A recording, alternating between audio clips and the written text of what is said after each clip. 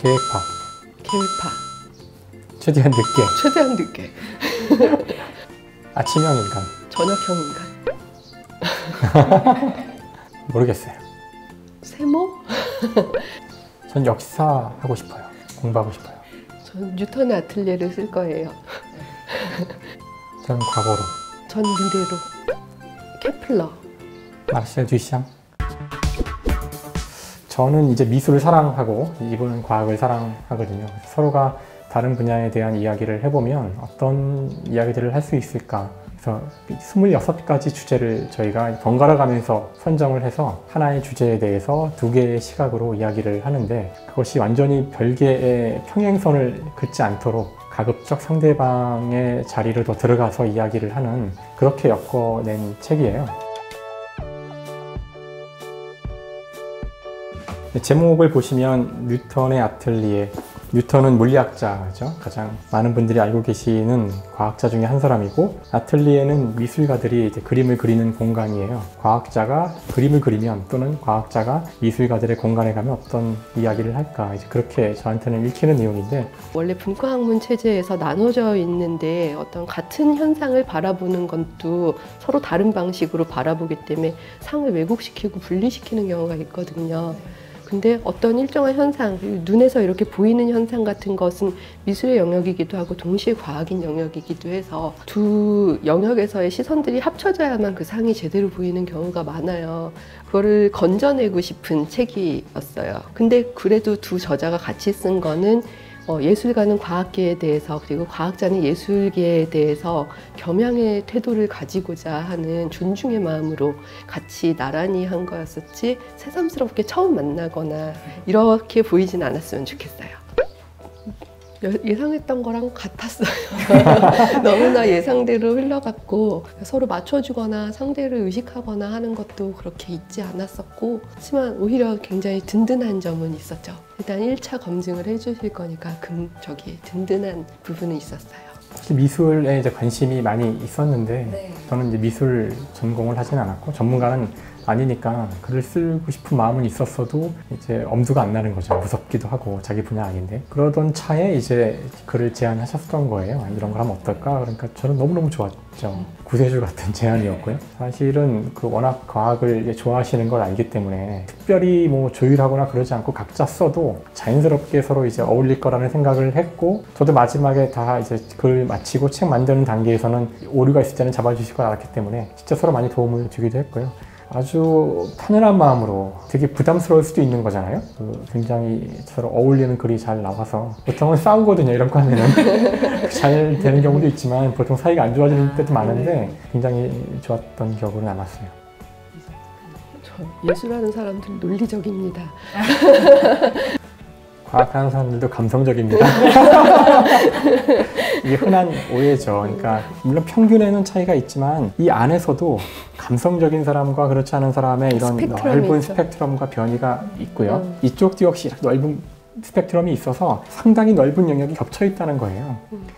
근데 보통은 이렇게 공을 되게 많이 들이면은 이 아쉬움을 느끼게 돼요. 딱 받는 순간에 조그만 아쉬움은 굉장히 커 보이고, 잘된 것들은 당연하게 여겨지고, 그런 부분이 있었고요. 이 디자인 잠깐 이렇게 말씀드리자면은, 물리에 대한 얘기를 하니까 뉴턴의 아틀리에적인, 제가 이 책에서 한 말을 이 디자인으로 실천을 해야 된다는 게 되게 강해서 물성을 중요시했었고, 종이도 사실 거의 다 백모만 썼는데 여기 레자크지를 써서 질감 대비를 강하게 하고, 똑같은 백모라도 두께가 달라지면 들쭉날쭉하면은 물성적인 느낌이 되게 강하게 느끼면서 오히려 촉각성을 강화시키려고 흰색 종이만 써서 시각의 방해를 받지 않도록 했고, 여기 무광으로 이렇게 라미네이팅을 하면은 미끄러워져요. 마찰력이 부족해서. 근데 유광은 좀 반짝반짝하고 끈적임이 있어서 마찰이 생기거든요. 그래서 이 책의 물리적인 성격이 이 인간의 독자의 신체랑 반응을 하니까 손이 쥐고 있어야 될 힘을 이 끈적임이 마찰을 대신 받아줬으면 좋겠다고 생각해서, 드는 사람의 힘을 줄어들게 했으면 좋겠다고 생각해서 이런 장치를 넣은 거고요. 저자가 2명이니까 폰트를 다르게 썼고요. 이 책 등에서 실이 이렇게 묶어주잖아요. 보라색 실은 김상혁 교수님이고 하늘색 실은 전데요. 여기서 그래서 날개에서 보라색 실이랑 하늘색 실을 들고 있는데 이 실들이 이렇게 흘러나와요. 이렇게 빠져나오는데 이제 새가 거듭될 때마다 조금씩 더 많이 빠져나와서 나중에 한 100세쯤 가게 되면 네, 저 본문에 다 이렇게 실들이 이렇게 흘러나와 있는 게 저의 꿈입니다. 어떠셨어요? 만족스러우셨는지? 정말 좋았죠. 다들 되게 부러워해요. 그 도장 갖고 싶다고 그러는데 감사합니다. 그 만족도를 10점 만점으로 표현해 주시면 몇 점일까요? 오버플로우라는 용어가 있어요. 컴퓨터에서 너무 웃기다. 허용된 수치보다 더 큰 수치가 나오면 이제 그 에러가 나면서 오버플로우 에러가 뜨거든요. 네. 마음에 드시던가요? 네, 되게 강렬하더라고요. 네, 저도 너무 좋았어요. 이거 책에 넣을 거라고 상상도 못했어요. 네. 이런 얘기 안 하면서 시켰거든요. 네, 아무 얘기도 안 하고 그냥 하라고. 불쑥 하라 그러길래. 네. 2번 유머하고 7번 자연스러움. 2번 유머랑 7번 자연스러움이 당연히 압권이었던 것 같고 어쩌면 자연스러움을 이렇게 해탈한 사람처럼 그릴 수 있을까요? 이건 정말 재능인 것 같아요. 유머도 너무 웃기잖아요. 코도 반대 방향으로 그리고 그리고 웃고 있는 눈이 왜 동그란 게 싸고 있는지도 모르겠고 보면은 그냥 웃음이 나요. 제가 이러고 있으면 막 빨리 그리시고 그러니까 지문이 좀 이상한 것 같아요. 제가 잘못했나요? 그러니까 그런 뜻이 아니고요. 네. 그러니까 예를 들어 제가 수박을 좋아한다 그랬더니 왜 수박을 좋아하냐고 물어보는 거랑 비슷한데 과학자가 누군가 이제 소통을 좀 해야 돼, 너 좀 해라. 그럴까요? 그래서 공부해서 미술을 뭐 이렇게 진행된 게 아니잖아요. 기본적으로 뭔가 좋아하면 그게 언제나 핵심이라고 생각하는데 살다 보면 좋아하는 게 하나만 있을 수는 없는 거고 그게 많이 쌓이면은 이제 이야기하고 싶고 뭐 그런 거라고 생각을 해요. 그래서 그러니까 허물려고 해서 허무는 게 아니라는 얘기인데요. 결국은 아마 비슷한 질문을 전에도 들은 것 같아요. 그때는 이제 요 책이 없을 때 나온 질문이었는데 본인의 그 전문 분야만 파지 않고 옆길로 가느냐. 저는 그때 뭐라고 답했냐면은 저한테 물리학자 특히 제가 연구하는 작은 분야 그것만 계속 가라고 한다는 것 자체가 문제가 있다고 생각했어요. 그냥 학문 분야란 거는 인간이 만들어 놓은 분야의 구분이거든요. 지금 이 방 안에 여기 물리학이 있나요? 여기 써 있어요, 물리라고?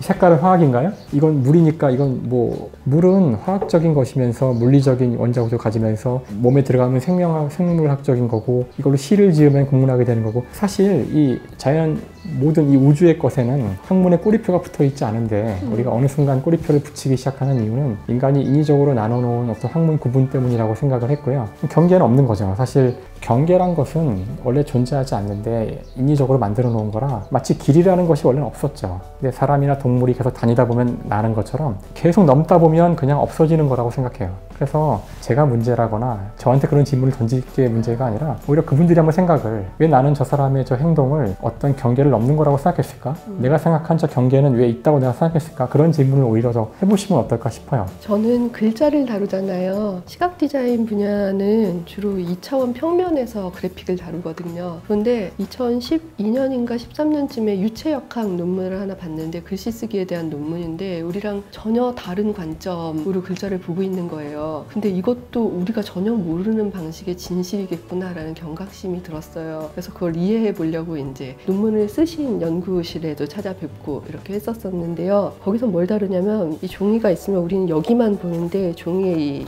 옆면 있잖아요. 이거를 크게 이제 확대해서 보는 그 방식이라고 할 수가 있어요. 그래서 제가 그거를 보면서 알게 된 것은 그래, 글자라는 것은 여기서만 일어나는 게 아니고 사람의 움직임을 반영하니까 이쪽에서도 일어나는 일이 있고 글자라는 거는 저희 전문 분야니까 저희 분야에서 나오는 지식이 전체라고 생각하지만 그래도 한 분야에서만 보면은 이 전체상을 이렇게 잘라놓은 거기 때문에 왜곡될 수밖에 없고 다른 분야들의 보는 관점을 계속 흡수해가지고 합치지 않으면은 우리가 우리 분야의 문제도 제대로 해결할 수 없다라는 경각심이 들고 주의를 들려보니까 그런 문제들이 산적해 있는 거예요. 그래서 이걸 해결할 때는 역시 과학이나 다른 분야들의 도움을 받아야 된다라는 것을 되게 뼈저리게 느끼면서 26가지 실천으로서 여기서 저희가 실현을 했다고 생각을 합니다. 이 책을 쓸 때 저희 생각도 그랬지만 뭔가 이제 분야를 우리가 인위적으로 나눠 놓은 것, 그런 인위성을 좀 벗어나 보자. 그래서 서로 다른 분야에 있는 사람들이 좀 더 긴밀하게 하나가 되는 그런 장을 한번 열어보면 어떨까, 하나의 어떤 예랄까, 이것이 동기가 돼서 또 많은 다른 분야에서도 시도가 더 있었으면 좋겠다는 생각이 들어요. 그러니까 저는 되게 조심스럽게 무서운 마음으로 했지만 그 다음번 하시는 분들은 좀 더 용기를 가지고 저처럼 이거 남한테 욕먹는 거 아니야, 이런 생각을 하지 않으면서도 많은 분들이 자유롭게 경계가 있었다면 경계를 넘는 첫 번째 어떤 그런 발걸음이 됐으면 좋겠다는 생각을 해봐요. 이렇게 읽어주셨으면 좋겠다라는 부분이 있는데요. 저희 굉장히 공들여서 구조를 짰거든요. 5개의 부가 있어요. 첫 번째는 릴레이션, 관계 맺는 거에 대해서 얘기를 했고, 일단 과학과 예술의 관계니까요. 두 번째는 현상을 바라보는 것, 그 다음에 세 번째는 인간이랑 공동체, 그러니까 인문학이랑 사회학에 대해서 얘기했고, 네 번째는 수학, 그 다음에 5번째 물리학에 대해서 얘기를 했어요. 사실 요거를 이렇게 구성을 한 거는 첫 번째 쓴 이 유머랑 이야기 같은 것들이 독자 반응이 제일 좋았었던 글들이거든요. 그래서 조금 더 편하게 페이지가 넘어갔으면 좋겠다고 생각해서, 책이랑 빨리 익숙해졌으면 좋겠다고 생각해서 앞에 있는 거고, 이 책을 통해서 제가 정말로 하고 싶었던 얘기는 이 물리학 챕터에 있는 도구나 복잡함이에요. 그래서 끝까지 읽어주셨으면 좋겠어요. 이런 구조를 파악하고. 예전에 과학영재고등학교라는 학교에서 강연을 한 적이 있었는데, 과학도가 될 학생들이 저한테 와갖고 질문을 하는데, 저는 수학, 과학도 계속 하고 싶고 미술 창작도 하고 싶은데 어느 과로 진학을 하면 될까요? 라고 물어보는데 한국에서는 답을 해줄 수가 없더라고요. 그 많은 것들이 섞여 있는 재능을 가지는데 그 재능 중에 하나는 포기하게 만든다고 할 수가 있어요. 이름 붙여지지 않은 재능들이 많은데 그 재능들의 이름이 없다고 해서 없는 재능으로 만들어지는데, 그런 재능들이 없어져 가는 건 사회적인 낭비인 것 같아요. 그들이 가지고 있는 재능에 다시 저희 뉴턴의 아틀리에가 이름을 붙여주기 시작했으면 좋겠고, 그게 재능이라는 것을 스스로 인식하고 자부심을 가지게 했으면 좋겠고, 그걸로 사회에서 어떤 역할을 할 수 있는 용기를 가지게 됐으면 좋겠고, 교육자들도 그 부분에 대해서 응원해주고 제도를 만들 수 있으면 좋겠다는 말씀을 드리고 싶습니다. 사실 지금까지 제가 써왔던 책들은 이 사실을 꼭 사람들에게 알려야 되는데 그런 마음으로 썼어요. 주로 물리학에 대한 이야기들이었죠. 근데 이번 책은 저한테 굉장히 좀 다른 느낌으로 다가온 책이죠. 내 전문 분야는 아니지만 좋아서 글을 쓰고 싶다는, 그러니까 정말 기분 좋게, 그러다 보니 자연스럽게 분야를 넘는 그게 이제 이슈가 되고 있는 것 같은데, 그래서 다른 많은 분들이 여기서 용기를 얻으셔서 많은 사람들은 자기가 좋아하는 것을 이야기할 수 있는 권리가 있는 거고, 충분히 좋아한다면 전문가 못지않은 그런 그에 대한 애정이 있을 수 있으니까 그것을 글로 남기는 것은 아름다운 일이 아닐까. 좋아하는 거를 이야기로 남길 수 있었다는 것이 저한테 그런 의미인 것 같아요.